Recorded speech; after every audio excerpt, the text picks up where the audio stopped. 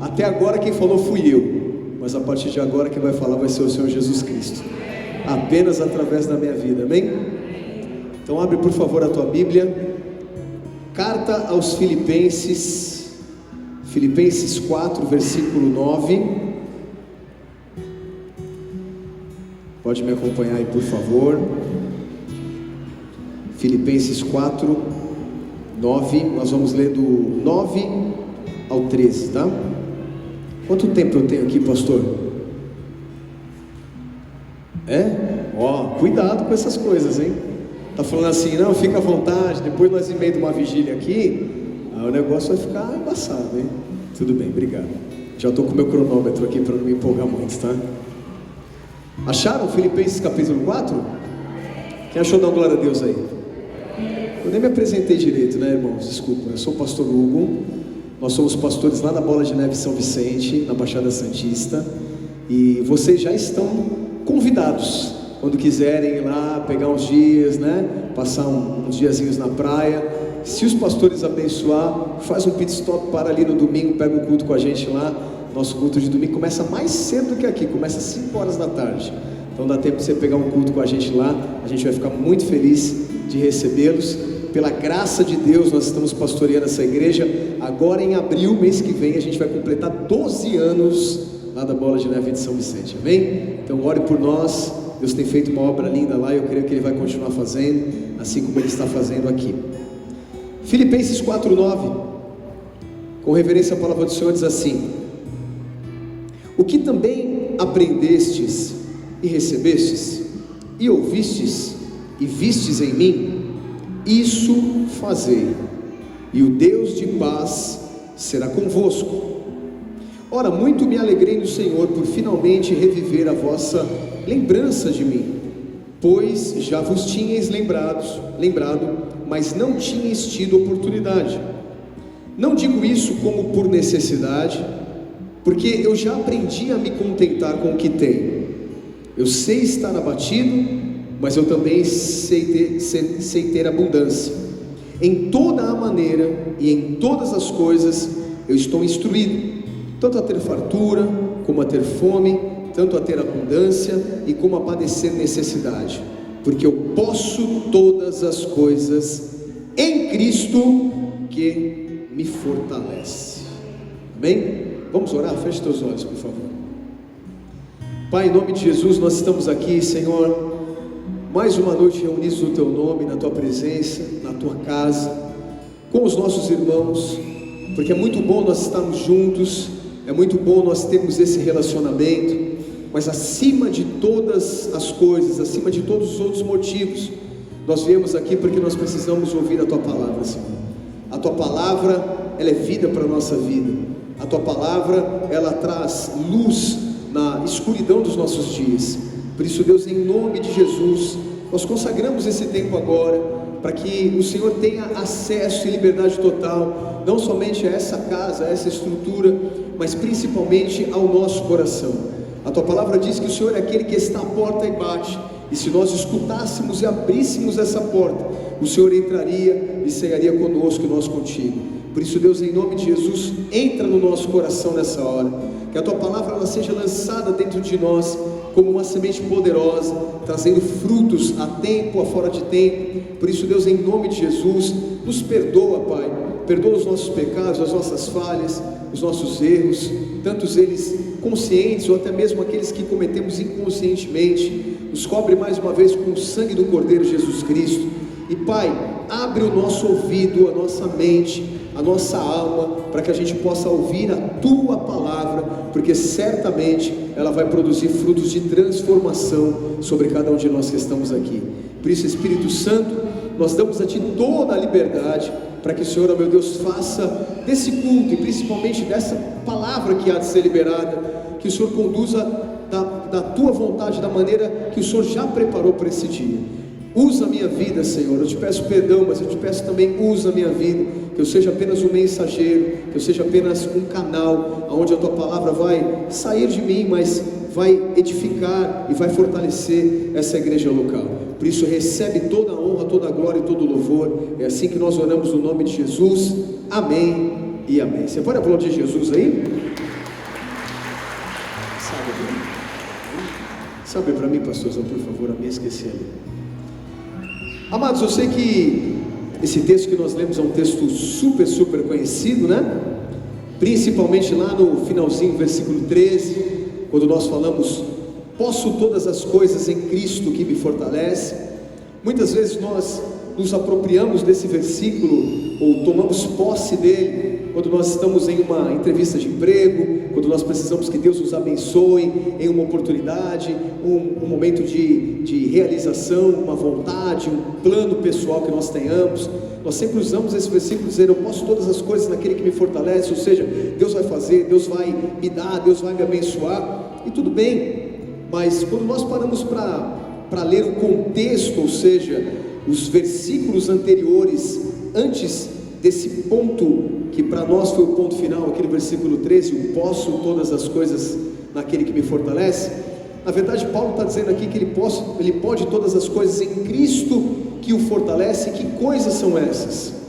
Ele pode vencer toda a tribulação, ele pode vencer todas as suas dificuldades, todos os seus desafios, todas as suas lutas, porque nós não venceremos na força do nosso braço, ou com os nossos talentos, ou com as nossas habilidades, ou com a nossa inteligência, ou com os nossos recursos financeiros.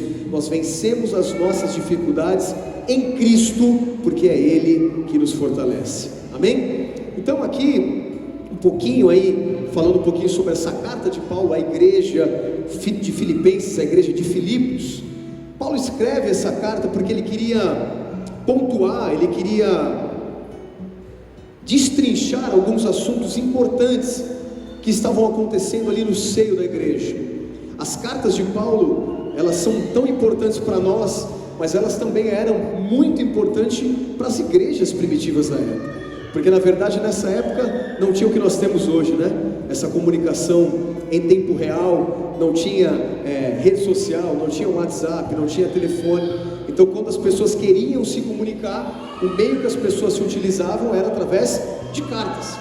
Então as cartas de Paulo nada mais são do que recomendações.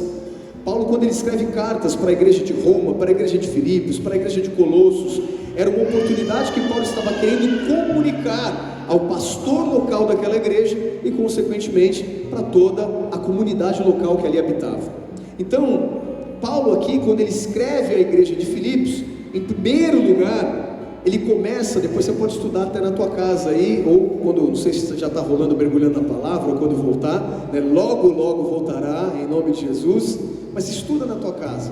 Você vai ver que Paulo, ele começa ali a sua carta elogiando, como um bom pastor, né? Como um bom líder. Muitas vezes a gente começa ali elogiando, a gente começa ali pontuando as coisas boas, evidenciando aquilo que está dando certo, amaciando a carne para depois a gente dar aquela exortada, dar aquele puxãozinho de orelha. É assim que muitas vezes acontece.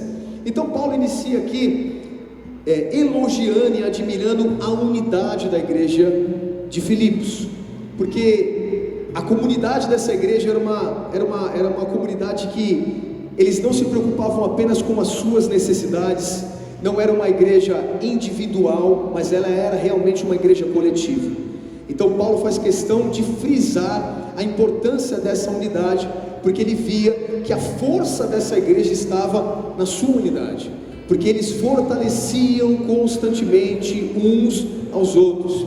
Era uma comunidade que não se preocupava apenas com o seu bem-estar, com as suas necessidades, com as suas dificuldades, mas eles realmente olhavam para a cadeira do lado, eles olhavam para as pessoas, eles se tinham como irmão, como família. Então era uma comunidade que se ajudava demais, eles se preocupavam uns com os outros. E Paulo aqui então, ele frisa, ele elogia essa qualidade, essa característica dessa igreja. E Paulo também diz que por causa dessa unidade, ou melhor, essa unidade era o grande segredo do crescimento da igreja de Filipos, porque essa igreja ela estava crescendo não apenas em número dos seus membros, mas principalmente por viver um evangelho muito próximo de Cristo Jesus. Quem está entendendo até aqui, dá uma glória a Deus, por favor.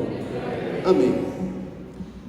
Então Paulo começa pontuando ali aquilo que estava bom, aquilo que estava dando certo. Ele lista as qualidades dessa igreja, e depois aqui ele vai começar a pontuar alguns problemas da igreja de Filipos.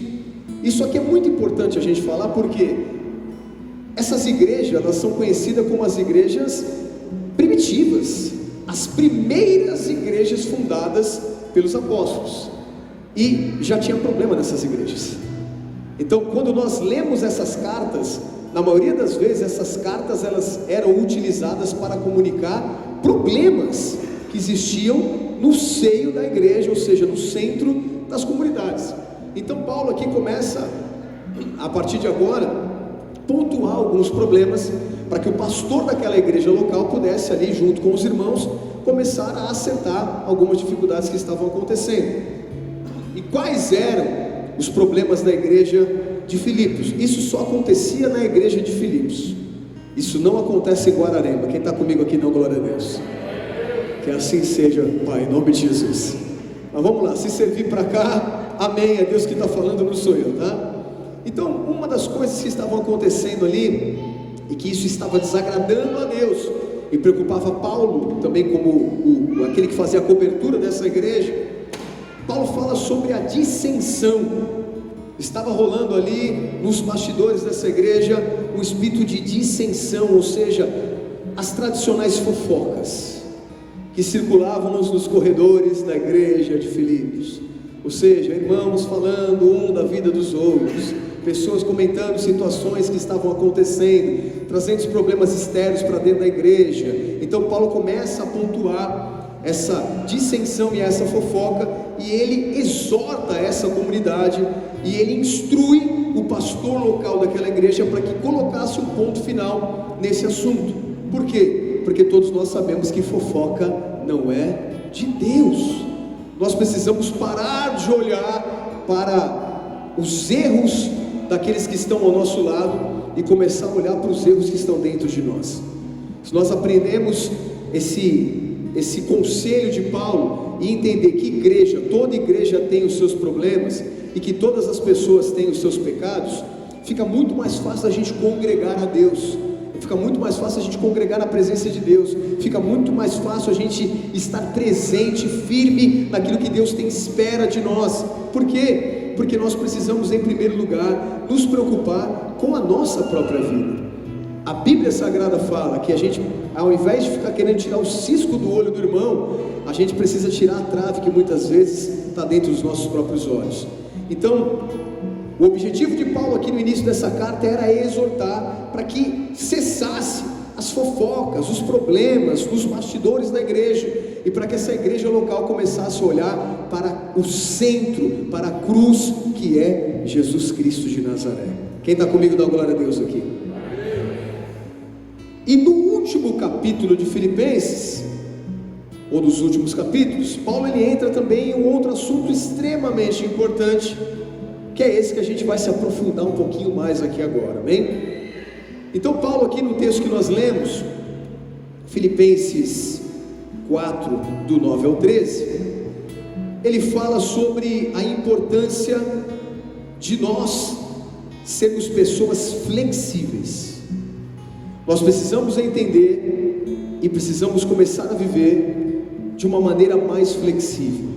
Nós precisamos entender que as nossas vidas, em alguns momentos as coisas vão estar dando certo, mas em outros momentos as coisas não vão estar dando tão certo assim. Então, quando Paulo escreve essa igreja, ele recomenda para que essa igreja ela aprenda a lidar com as mudanças da vida, porque viver na igreja, ou seja, servir a Jesus, não é um título de imunidade que nos livre de passar por problemas ou dificuldades ao longo da nossa vida. Muito pelo contrário, Jesus mesmo disse que no mundo nós teríamos aflições. Você não viu Jesus falar, no mundo vocês terão muitas bênçãos, mas ele disse, no mundo tereis aflições. Então Paulo aqui, ele faz questão de ensinar a igreja de Filipos, a igreja dos filipenses, a ser uma igreja flexível, ou seja, saber lidar tanto com o dia bom, tanto com o dia mau, tanto com os momentos agradáveis, quanto com os momentos de adversidade.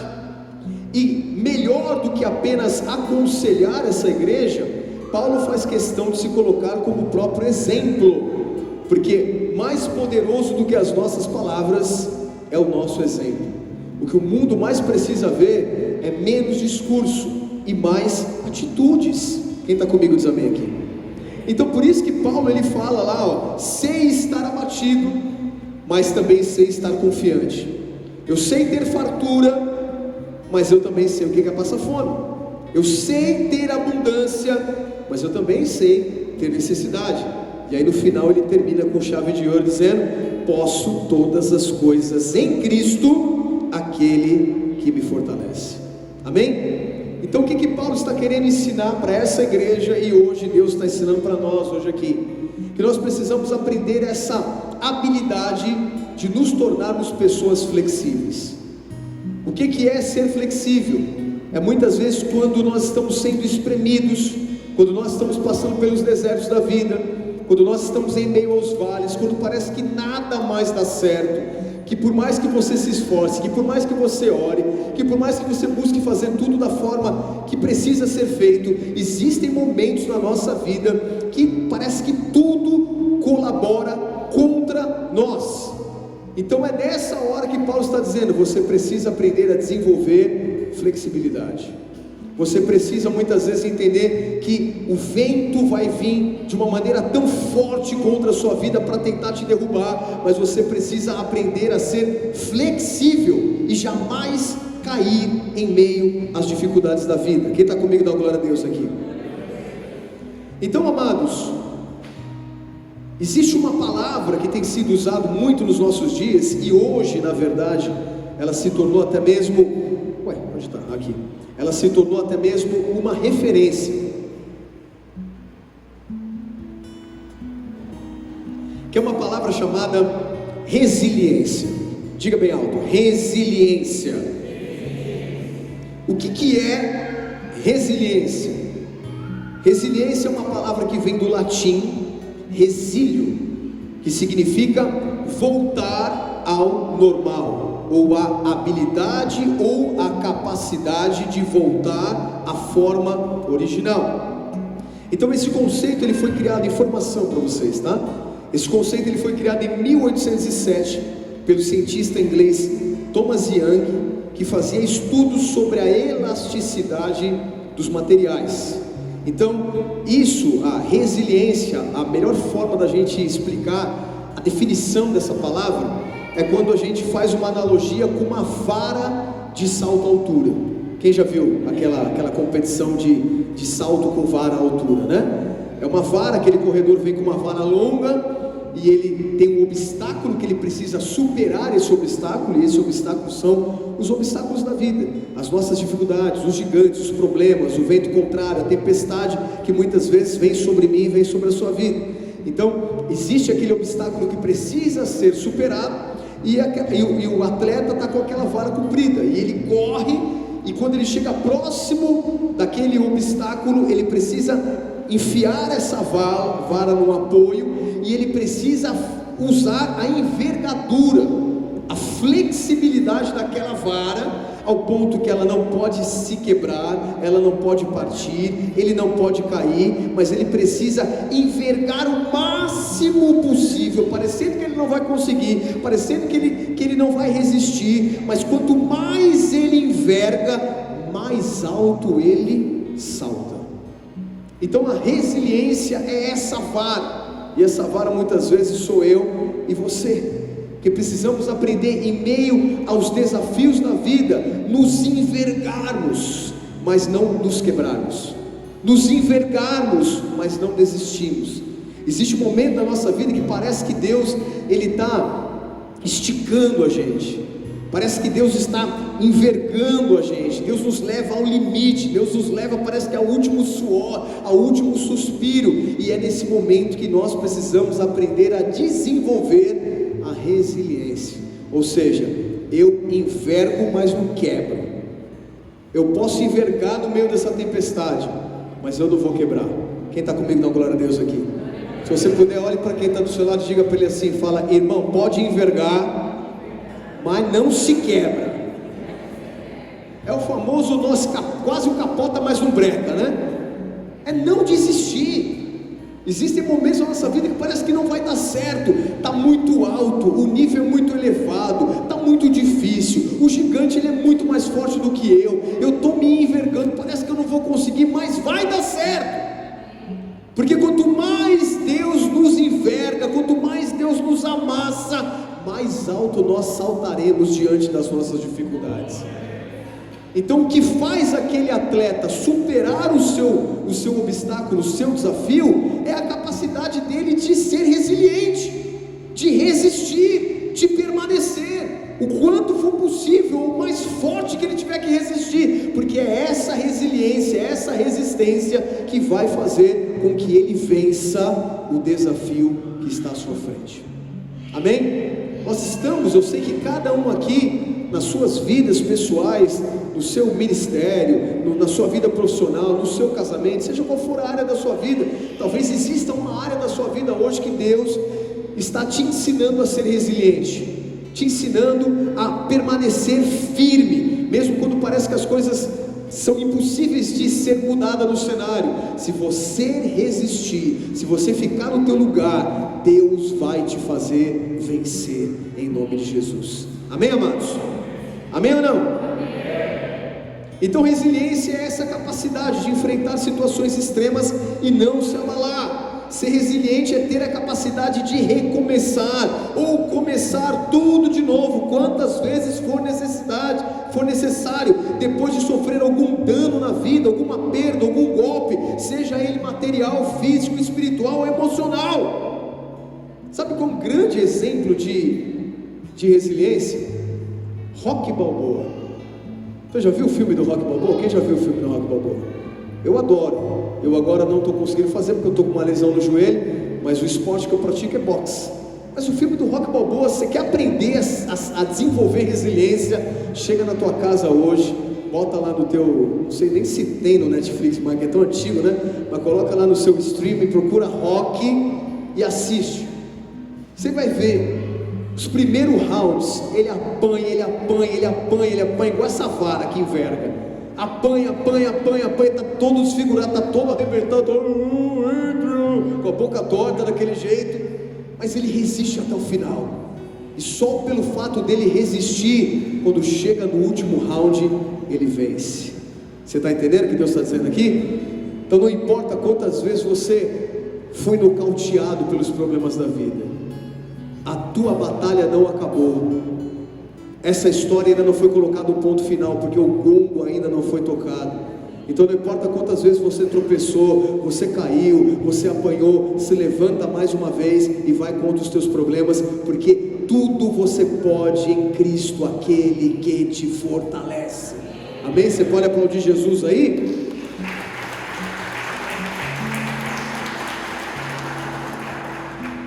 Você gosta de rock também, né? Eu vi que o pessoal olhou para você, ele que gosta de rock?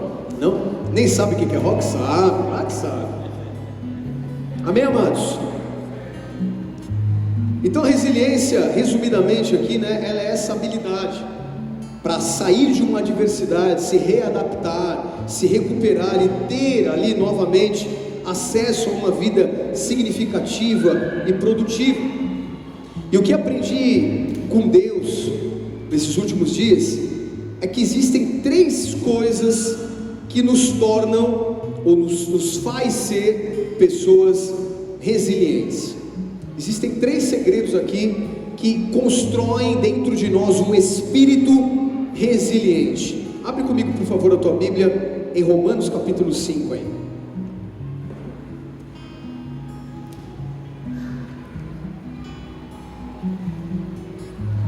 Romanos 5, versículo número 1, diz assim: tenho sido, pois, justificados pela fé, temos paz com Deus, por nosso Senhor Jesus Cristo, pelo qual também temos entrada pela fé a esta graça, na qual estamos firmes e nos gloriamos na esperança da glória de Deus. Agora presta atenção aqui, ó. E não somente isto, mas também nos gloriamos nas tribulações, sabendo que a tribulação produz paciência, a paciência produz experiência, e a experiência produz a esperança. Amém? Então existem 3 ferramentas aqui que nos ajudam a construir dentro de nós um espírito resiliente. E o mais legal desse texto todo é que Paulo fala, né, que a gente precisa aprender a se gloriar nas tribulações, não se gloriar só nas vitórias, quando tudo está dando certo, quando tudo está fluindo, né, quando o vento está soprando de maneira favorável. Não, nós precisamos aprender a nos alegrar e a glorificar a Deus na tribulação. Por quê? Porque a tribulação é ela que produz esse espírito de resiliência. Você se torna uma pessoa mais forte emocionalmente, espiritualmente, como pessoa, como indivíduo, não são as suas conquistas, mas são as suas lutas, são as nossas batalhas que nos fortalecem. Então Paulo ele faz questão de dizer aqui que a tribulação ela produz esses 3 frutos que nos constroem ou constrói dentro de nós essa resiliência. Então vamos lá. Primeira coisa, se você quer se tornar resiliente, você precisa ter paciência. Amém? Paciência, paciência, paciência e paciência. A coisa que mais nos falta, a virtude, o dom que mais nos falta nos dias de hoje é paciência. Ninguém tem paciência para mais nada. Ninguém tem paciência para ouvir. Ninguém tem paciência. Eu fui há um tempo atrás com meu filho no cinema. A gente estava passando esses filmes que agora, esses filmes cristãos, né? A gente pegou a galera da igreja, fomos lá, todo mundo do cinema, foi um negócio super legal, e levamos o João, mais velho. Aí ele sentou do meu lado, e cara, o filme acabou de começar, deu 10 minutos do filme, ele ficava, pai, tá terminando? Pai, já tá terminando? Aí passou mais 20 minutos, pai, tá terminando, né? Aí daqui a pouco mais, pai, tá terminando. É sempre assim. Por quê? Porque a geração de hoje, somente esses mais novinhos, eles não têm paciência para mais nada. O mundo está tão tecnológico, a nossa vida ela está tão corrida, a nossa rotina ela é tão intensa, que a gente não tem paciência. Tudo tem que ser rápido, tudo tem que ser imediatamente, tudo tem que ser no estalar de dedo. E por que para eles, para o João, é tão difícil você ficar uma hora e pouquinho assistindo um filme num cinema? Porque ele tem isso aqui na mão dele. Isso aqui na mão dele, ele vê, sei lá, centenas de vídeos em minutos. Para um pouquinho, se você tem filho pequeno, para ver o que ele está assistindo. Na verdade, você deve parar para prestar atenção no que ele está assistindo, em primeiro lugar, porque tem muita porcaria aí, então você precisa fiscalizar. Em segundo lugar, para um pouquinho para assistir que você vai ver. Começa um vídeo, eles não ficam mais de que 2 minutos vendo o vídeo. Fica assim, daqui a pouco ele vai assim, muda.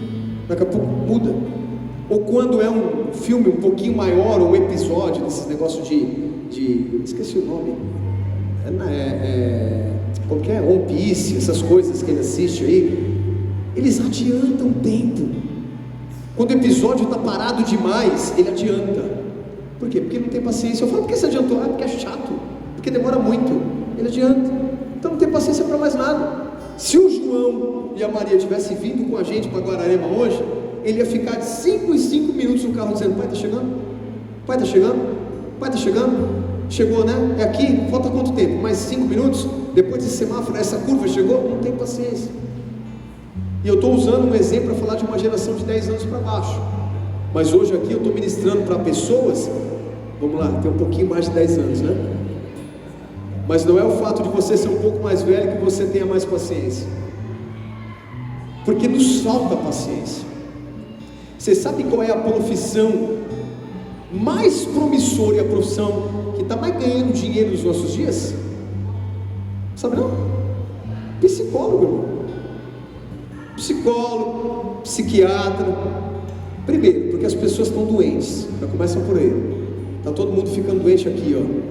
Emocionalmente, está todo mundo mal. E o que acontece? Quando as pessoas adoecem, as pessoas querem conversar, elas querem ter alguém para ouvir, elas querem ter alguém para aconselhar, elas querem ter alguém para compartilhar. Só que quando ela procura alguém, a pessoa que ela procura não tem paciência, não quer ouvir. Então o que acontece? Essa pessoa fala, cara, eu preciso de alguém, ninguém tem paciência comigo, ninguém me ajuda. Ela vai procurar o quê? Psicólogo. E o psicólogo, ele tem todo o tempo do mundo.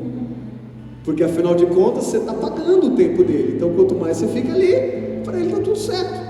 E se você conversar com um psicólogo, você vai ver que na maioria dos casos eles vão dizer assim: eu mais escuto eles falarem do que eu propriamente falo alguma coisa, porque a necessidade das pessoas é falar, é colocar para fora. Só que pelo fato de ninguém ter paciência para ouvir, as pessoas estão adoecendo.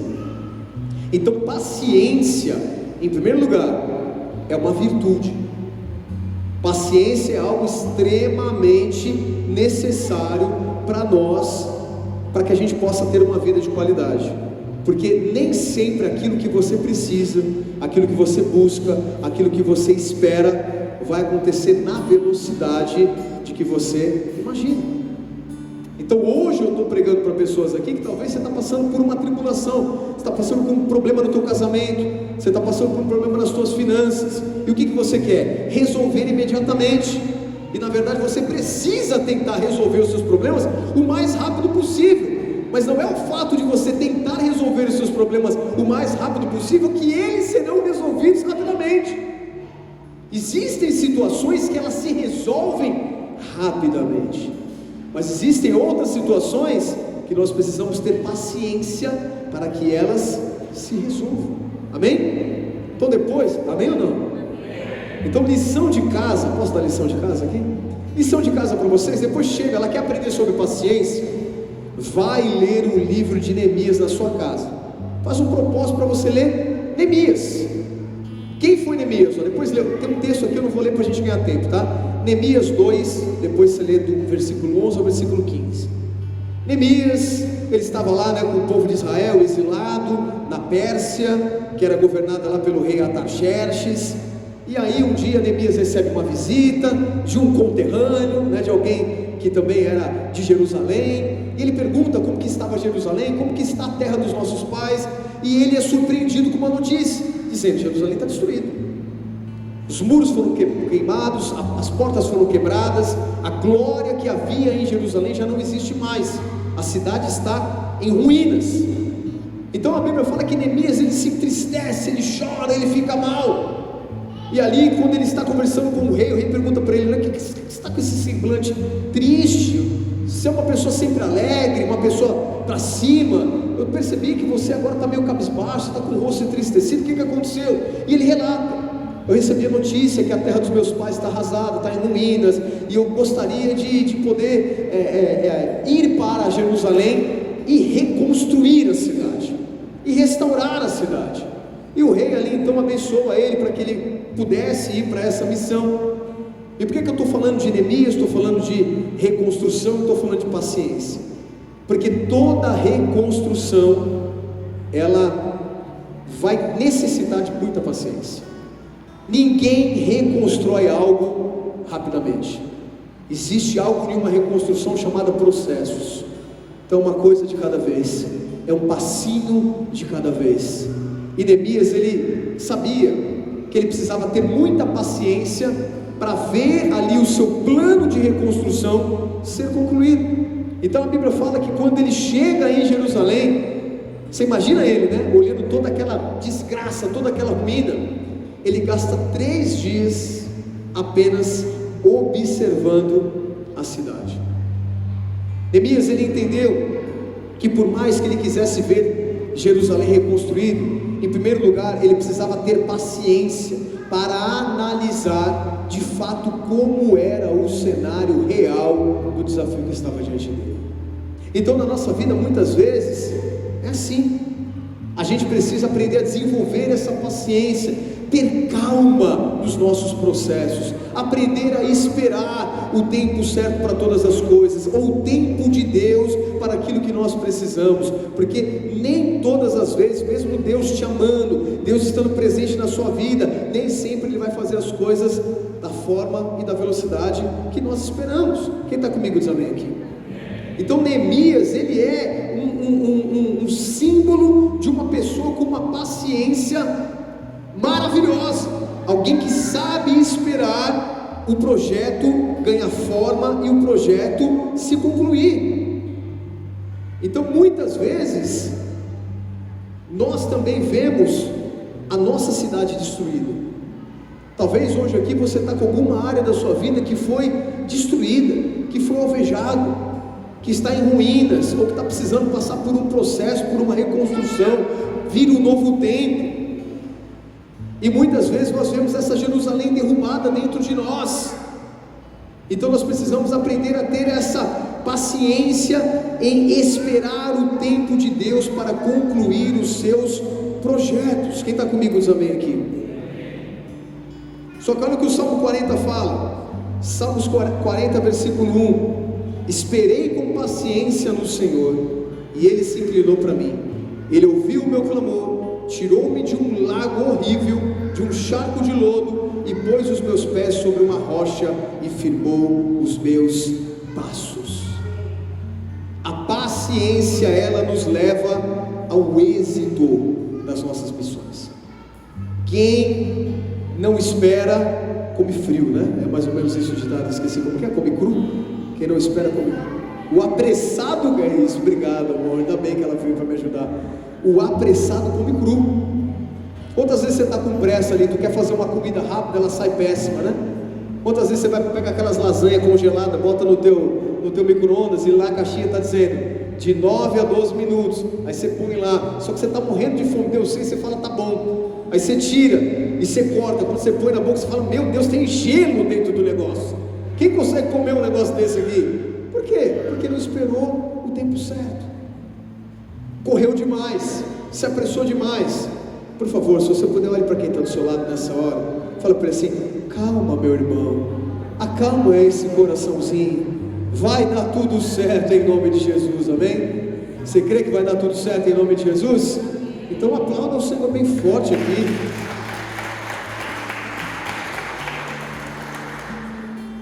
Neemias demorou 52 dias para reconstruir os muros de Jerusalém. Talvez aquilo que você precisa que seja reconstruído, talvez vai demorar um pouquinho mais de 52 dias, mas você precisa aprender a ter essa paciência e se tornar uma pessoa resiliente, amém? Então o texto que nós lemos lá diz, né? A tribulação produz a paciência produz a experiência. A experiência é um fator fundamental para nos tornar alguém resiliente. Olha que história legal aqui, ó, 1 Samuel 17, versículo 33. Eu estou usando histórias aqui para ficar mais fácil de vocês entenderem e contextualizar aquilo que Deus está falando sobre ser resiliente, ser forte, resistir ao dia mal e sobretudo permanecer firme no final de todos eles, amém? 1 Samuel 17, 33 diz assim, ó: porém Saul disse a Davi, contra esse filisteu não poderás ir pelejar com ele, pois você ainda é moço, e ele é um homem de guerra desde a sua mocidade. Então disse Davi a Saul, o teu servo apacentava as ovelhas de seu pai, e quando vinha um leão e um urso, e tomava uma ovelha do rebanho, eu saía após ele e o feria, e a livrava da sua boca. E quando ele se levantava contra mim, eu lançava-lhe novamente a mão da barba, e o feria e o matava. Assim feria o teu servo o leão como o urso, assim será esse incircunciso filisteu como um deles, porquanto afrontou os exércitos do Deus vivo. E disse mais Davi, o Senhor me livrou das garras do leão e do urso, ele me livrará da mão desse filisteu. Então disse Saul a Davi, vai, e o Senhor seja contigo. Amém? Essa história é muito legal, porque todas as vezes que nós olhamos para essa história, nós nos admiramos em Davi como um menino, como alguém pequeno, alguém fragilizado, alguém ali muitas vezes não considerado, porque Davi ele não era muito considerado, né, pelos seus irmãos, até mesmo pelo seu pai. Quando o profeta foi lá, chamou todos os filhos e esqueceu de Davi, e depois lembrou que Davi estava apacentando as ovelhas. E Davi então era um menino jovem que conseguiu vencer um homem fortíssimo, um gigante, nessa batalha tão conhecida, bíblica aqui, entre o gigante Golias e Davi. Só que o que me chama muito a atenção nessa história é que muitas vezes nós olhamos e achamos que tudo o que aconteceu para que Davi vencesse o Golias foi apenas uma intervenção divina. E eu não estou dizendo que não houve uma intervenção divina. É claro que houve uma intervenção divina. É claro que Deus estava ali com Davi quando ele foi derrotar o gigante Golias. Quem está entendendo aqui, digam glória a Deus, por favor. É claro que Deus era com Davi. É claro que Deus havia escolhido Davi para vencer mesmo o gigante, porque é ali que Davi começou a despontar, a crescer, a ser notado, e depois veio a se tornar até mesmo o rei de Israel. Mas o que me chama a atenção aqui é o seguinte: muitas vezes nós achamos que Davi ele não tinha mérito algum, que Davi era apenas um menino, que tudo que ele teve foi coragem para fazer o que ninguém teve coragem para fazer. É como se Davi ele fosse alguém que não tivesse nenhuma habilidade, nenhum talento, nenhum dom, e ele chegou ali apenas dependendo 100% de Deus, para que aquele gigante que estava diante dele viesse a cair. E foi também o que Saul pensou. Quando Davi foi lutar com o gigante Golias, ele foi pedir autorização para o rei, que era o rei Saul na época. E quando ele se apresentou dizendo: eu vou lutar contra esse gigante, depois você lê a Bíblia tua na tua casa. O Saul olhou para ele assim e falou: você é um jovem, você é um menino, você é inexperiente. Ele é adulto, é forte, é experiente. E aí Davi falou para ele assim: eu vou contar algo da minha vida que você não sabe e que o gigante também não pode saber. E eu imagino que Saul falou: então me conte, menino. Sentaram numa mesinha de centro, foi servido ali um cafezinho, um chazinho quente, e Davi teve a oportunidade de dizer: eu não sou essa pessoa sem experiência que vocês acham. Eu não estou indo desafiar esse gigante apenas porque eu tenho fé que Deus vai me fazer vencer. Eu tenho fé, eu sei o Deus que eu sirvo. Mas eu quero contar uma coisa para você, rei Saul. Certa vez eu estava na casa de papai, cuidando das ovelhas, e chegou um leão. O leão pegou uma das ovelhas do meu pai e levou embora. Sabe o que eu fiz? Eu pulei no leão, eu agarrei ele. Foi daí que os caras do jiu-jitsu falam que nasceu o mata-leão. O mata-leão nasceu aí, porque Davi era um faixa preta. Pegou o leão no gogó, deu um mata-leão, tirou a ovelha da boca do leão, e o leão bocanhou de novo a ovelha. Davi pegou o leão pela barba e matou o leão. Eu imagino o rei falando: sério? Davi falou: sério? Mas não foi só essa outra vez. Sabe qual foi a outra vez? Eu estava cuidando das mesmas ovelhas, e agora sabe quem chegou? O Saul falou: quem? O urso. O urso chegou, pegou a ovelha do papai, eu pulei no urso e eu matei o urso. E da mesma forma que eu matei o leão e o urso, eu vou matar o gigante. O que Davi estava dizendo assim? O que Davi estava dizendo ali? Eu tenho experiência. Eu adquiri experiência. As minhas lutas, as minhas batalhas anteriores, as dificuldades que eu já enfrentei ao longo da minha vida, elas me amadureceram e me trouxeram experiência para vencer os novos desafios. Você está entendendo o que Deus está dizendo aqui?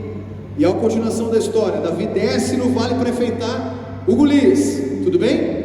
Ele pega a funda. Você conhece a história? Ele roda, tipo um barbante que botava uma pedra. Ele roda, e ele lança aquela pedra. E aquela pedra vai aonde? Na testa do gigante. Muitas vezes a gente olha também, a gente fala, e eu já ouvi até pregação, né? Deus guiou a pedra e acertou a testa do Golias. Deus pode ter guiado a pedra, eu não vou duvidar jamais disso. Mas Davi, ele era experiente. Davi, ele era um atirador. Davi não pegou aquilo. Davi andava com a funda. Você só anda com algo que é teu, que você tem conhecimento daquilo que você carrega. Você não vê ninguém, a não ser um muito doido, né? Você não vê ninguém andando com uma arma que não sabe usar uma arma. Ele sabia o que ele estava portando. Então Davi, quando ele estava ali cuidando das ovelhas do pai dele, ele já usava aquela funda para espantar os animais, como um pastor precisa fazer no meio do seu rebanho. Vendo os lobos chegando ao redor, pega a funda aqui, sai tirando pedra e fala: sai para lá, rapaz. Rebeldia aqui nessa igreja não, fofoca aqui não, tal coisa aqui não, vou voltar para correr. Aqui quem cuida desse rebanho sou eu, Deus me levantou para isso. Então quando Davi pega aquela funda e joga aquela pedra, ele pegou 5 pedras, diga bem alto, 5 pedras. só que ele usou uma.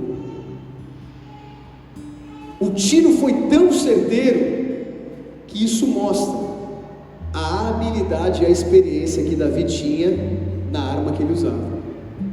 Então, a nossa experiência, ela é extremamente importante para desenvolver em nós a resiliência.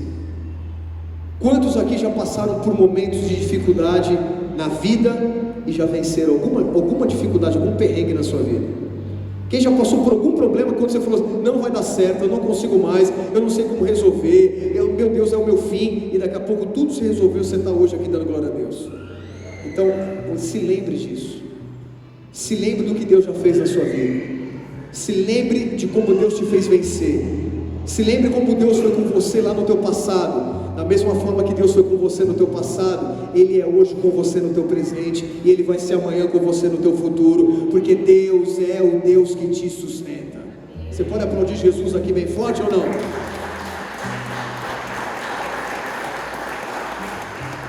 Experiência. O que você está vivendo hoje, o problema que você está vivendo hoje, ele vai se transformar em experiência daqui a uns anos na sua vida.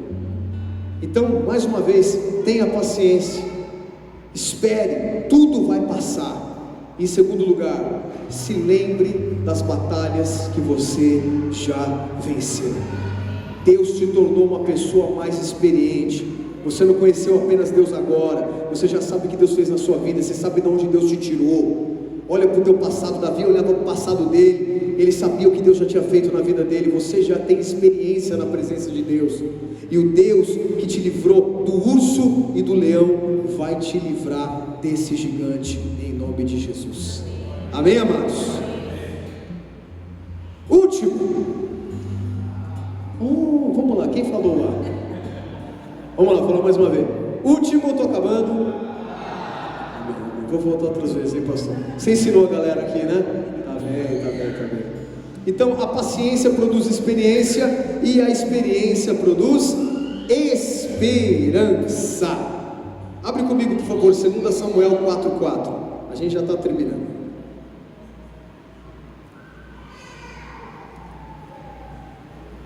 2 Samuel 4:4 diz assim: E Jonatas, filho de Saul, tinha um filho aleijado de ambos os pés. Era da idade de 5 anos quando as novas de Saul e Jonatas vieram a Jezreel, e sua ama o tomou e fugiu. E sucedeu que, apressando ela para fugir, ele caiu e ficou coxo, e o seu nome era Mefibosete. Agora pula lá para 2 Samuel 9, versículo 1. Vamos lá? Está vindo na tela aqui? 2 Samuel 9, versículo 1 diz assim, ó: E disse Davi: Há ainda alguém que tenha ficado da casa de Saul, para que eu lhe faça benevolência por amor a Jonatas? E havia ali um servo da casa de Saul, cujo nome era Ziba, e o chamaram à presença de Davi, e disse-lhe o rei: És tu Ziba? E ele disse: Sim, servo teu. E disse o rei: Não há ainda alguém da casa de Saul. Eu amo Davi por causa disso aqui. Davi tinha um coração maravilhoso. Não há ainda alguém da casa de Saul para que eu use com ele de bondade de Deus?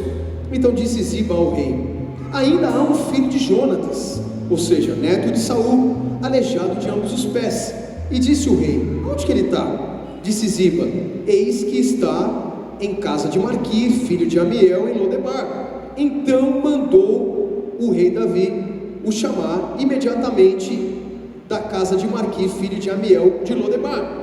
E Mefibosete, filho de Jonatas, filho de Saul, veio a Davi, e se prostrou com o rosto em terra, e se inclinou, e disse: Davi, Mefibosete. Ele disse: Eis aqui o teu servo. E disse Davi a ele: Não temas, porque de certo usarei contigo de benevolência, por amor a Jonatas teu pai, e te restituirei todas as terras de Saul teu pai, e tu sempre comerás pão à minha mesa. Então se inclinou e disse: Quem é o teu servo, ou quem sou eu, para teres olhado para um cão morto, tal como eu? Então chamou Davi a Ziba, moço de Saul, e disse: Tudo que pertencia a Saul e toda a casa eu tenho dado ao filho do teu senhor. Trabalharás, pois, a terra, tu e teus filhos e teus servos, e recolherás os frutos, para que o filho do teu senhor tenha pão para comer. Mas Mefibosete, filho do teu senhor, sempre comerá pão na minha mesa, na mesa do rei. E tinha Ziba 15 filhos e 20 servos. E disse Ziba ao rei: conforme a tudo quanto o meu senhor o rei mandar o seu servo, assim será feito.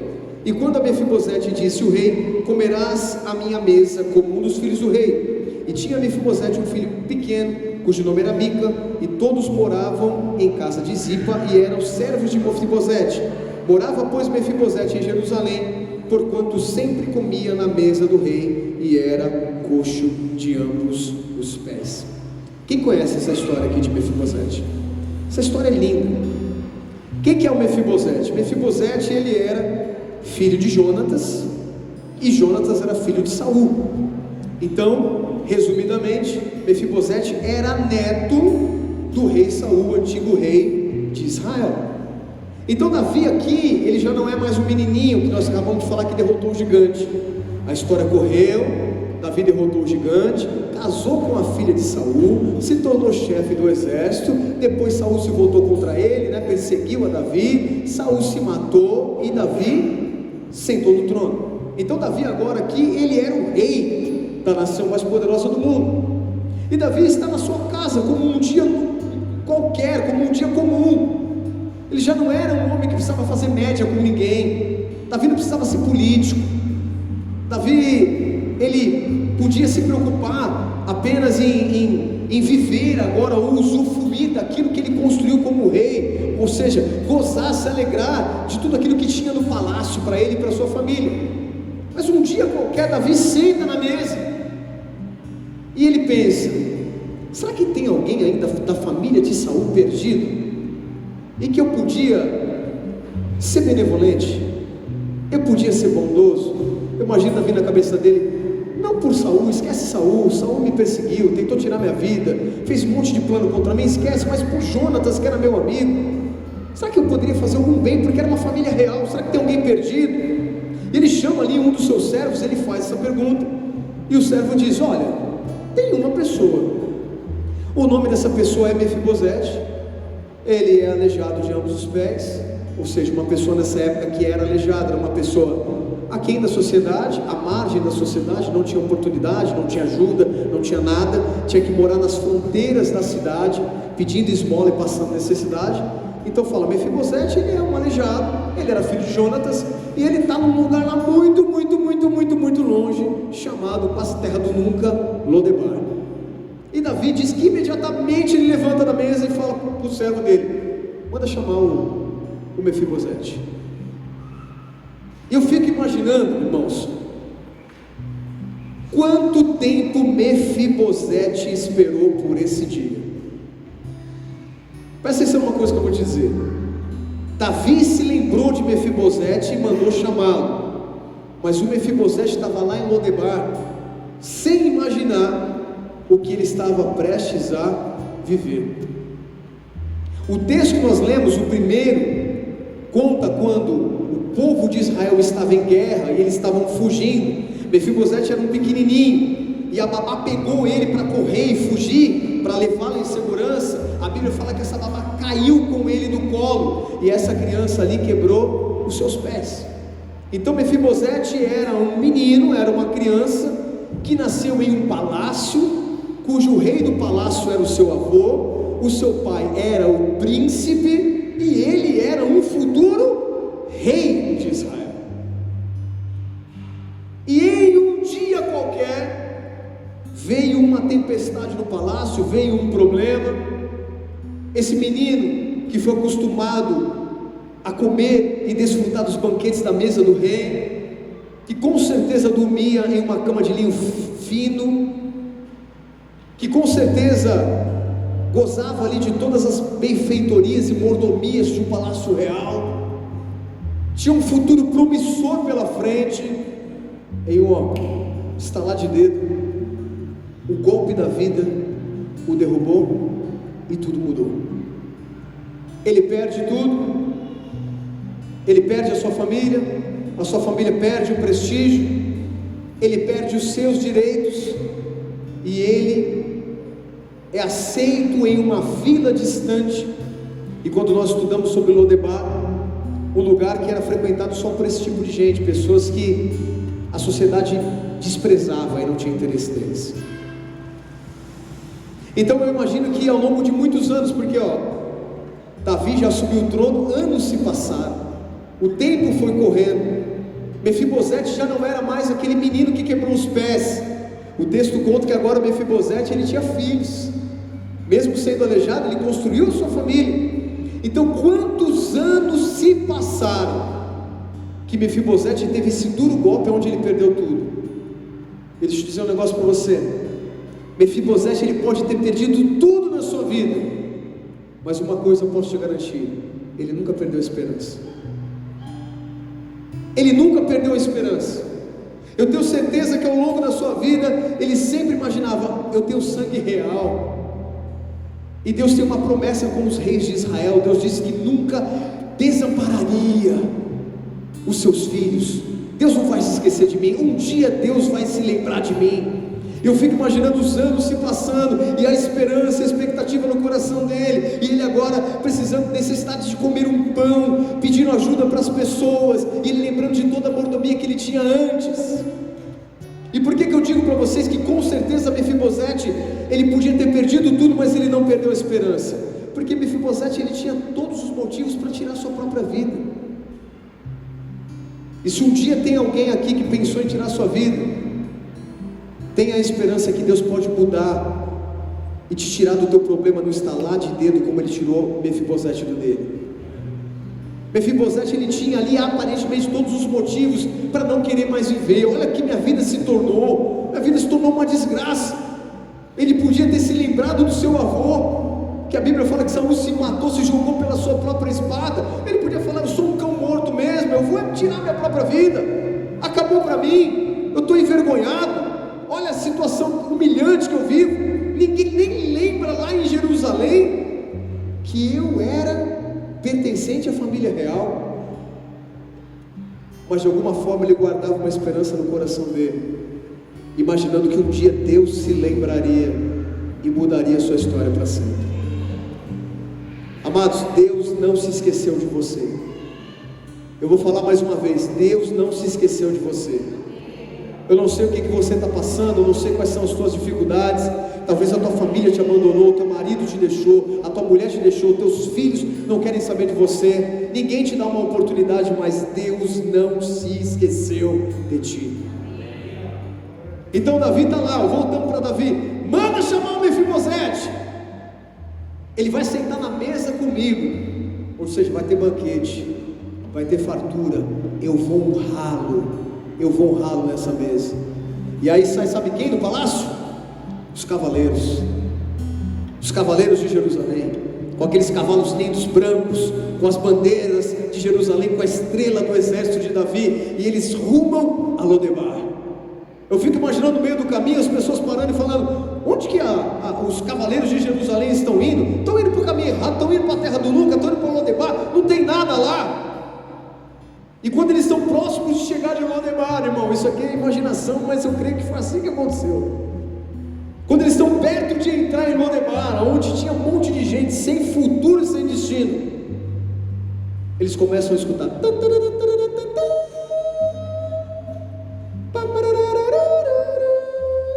bem na sonoplastia, né?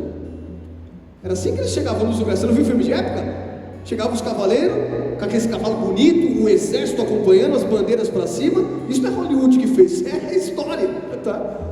E eles entravam na cidade. Quando entrava na cidade, descia o mensageiro com a carta do rei, assinado com o anel de selar do rei. E eles entram em Lodebar e falam assim: alguém conhece o Mefibosete aí? E as pessoas falam: Mefibosete? Eu conheço um tal de Mefi. Talvez alguns mais chegados, amigos. Quem é Mefibosete? Eu não sei quem é. Não, é um rapaz, ele tem problema na perna, ele é aleijado dos pés. Eu sei. Ele mora ali, perto da casa do Maquir. Pega a primeira, segunda à esquerda, terceira à direita, uma rotatória, tem uma placa, mais ou menos assim, né? E o mensageiro vai lá, e o Mefibosete está lá, anos e anos e anos, lembrando do palácio, dizendo: será que Deus me abandonou mesmo? Será que minha vida não vai mudar? Não, um dia Deus vai se lembrar de mim. Deus não vai me desamparar, porque a palavra fala: pode uma mãe se esquecer do filho, do fruto do seu próprio ventre, mas eu, o Senhor, nunca esquecerei de ti. E quando ele está ali dentro da casa de Maquira, a porta bate, ó. Quem é? É de Jerusalém. Ele abre a porta e ele fala: você é o Mefi? Ele diz: sim, sou eu, sim, senhor. Então a partir de hoje você vai voltar para Jerusalém, você e toda a tua família, e você vai comer na mesa do rei e toda a tua descendência para sempre. Olha como isso é forte. E o Mefibosete monta na garupa daquele cavalo bonito, e a sua mente volta a lembrar de quando ele era criança e talvez andava nos cavalos de Saul, e ele vai rumando a Jerusalém de novo. E quando ele entra em Jerusalém, as portas já estão abertas, e quando ele entra no palácio, o Davi está esperando diante da mesa, dizendo: ninguém se assentará nessa mesa enquanto Mefibosete não chegar. Da mesma maneira que Deus lembrou de mim quando o profeta Samuel foi na minha casa para me ungir rei, e ele falou: ninguém senta nessa mesa enquanto Davi não chegar. Com Mefibosete vai ser a mesma coisa: ninguém se assenta enquanto ele não chegar aqui. Esperança. Você já ouviu aquela frase que diz que a esperança é a última que morre? No caso de Mefibosete, isso foi quase bíblico. A esperança não morreu. Muita coisa morreu, muita coisa ele perdeu, mas a esperança foi a chama acesa que fez com que o milagre de Deus, o sobrenatural de Deus, o alcançasse novamente. Você está entendendo o que Deus está dizendo aqui? Seja resiliente. Mefibosete, ele aprendeu a ser um homem resiliente. Ele tinha tudo para dar errado, ele tinha tudo para abrir mão da sua vida, para abrir mão do seu futuro, mas ele escolheu ser resiliente e ter a esperança no seu coração. Eu não sei qual é o problema que você vive, eu não sei quais são as dificuldades que você enfrenta. Eu sei algumas dificuldades que nós como igreja passamos, mas o que Deus está nos ensinando nesses dias é sermos resilientes, permanecermos firmes, sabendo que Deus nos dará a vitória lá na frente. Que Deus gere um espírito resiliente aí no teu interior, que você aprenda a ter paciência, que você seja uma pessoa experiente, e que acima de tudo você guarde a esperança, porque Deus pode mudar a história da tua vida ainda. Deus pode mudar a história da sua vida ainda. Amém, amados? Feche teus olhos, por favor.